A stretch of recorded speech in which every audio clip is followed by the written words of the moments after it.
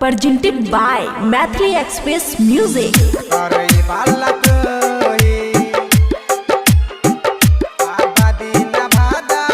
खुशी recording studio Baluaha.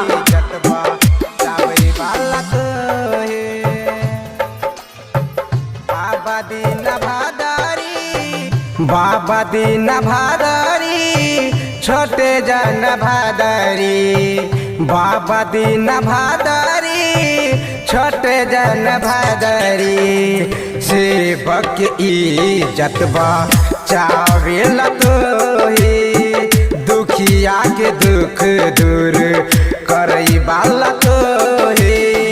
बाबा दीन भादारी छोटे जन भादारी, बाबा दीन भादारी छोटे जन भादारी, दुखिया के दुख दूर करे बाला तोही, सेवक इज्जत बचावे बाला तोही, करे बाला तोही, सेवक इज्जत बचावे बाला तोही।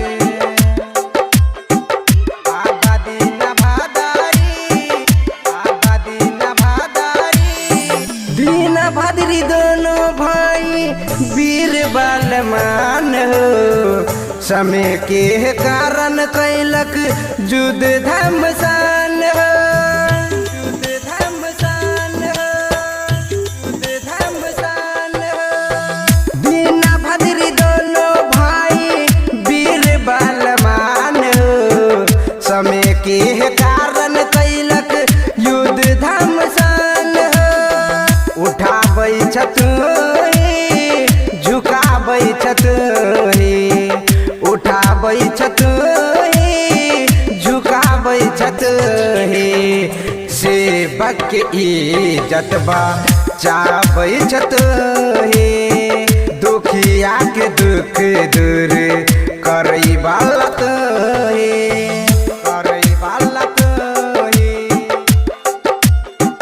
बाबा दीन भादारी सेवक इज्जत बचावे बाला तोही।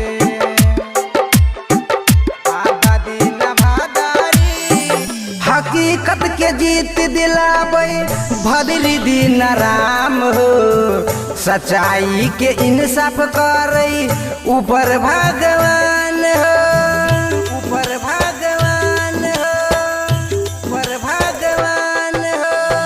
हकीकत के जीत दिलावे भदरी दीन राम हो, सच्चाई के इंसाफ करई ऊपर भगवान हो। सुधारे लतोही बिगाड़े लतोही, सुधारे लतोही बिगाड़े लतोही, सेवक इज्जत बचावे लतोही, दुखिया के दुख दूर करई बाला तोही, करई बाला तोही।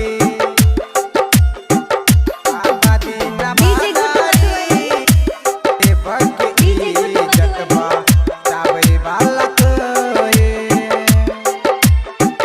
बाबा दीन भादारी सोमन सदा के बेटा गायक कलाकार हो, रंजित रवाना नाम घर कुंदगाम हो, घर कुंदगाम हो, घर कुंदगाम हो। सोमन सदा के बेटा गायक कलाकार हो, रंजित रवाना नाम घर कुंदगाम हो।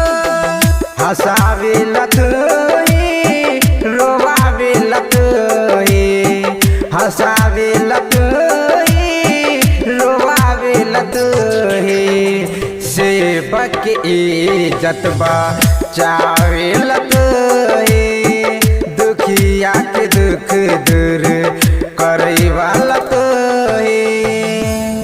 खुशी रिकॉर्डिंग स्टूडियो बलुआहा।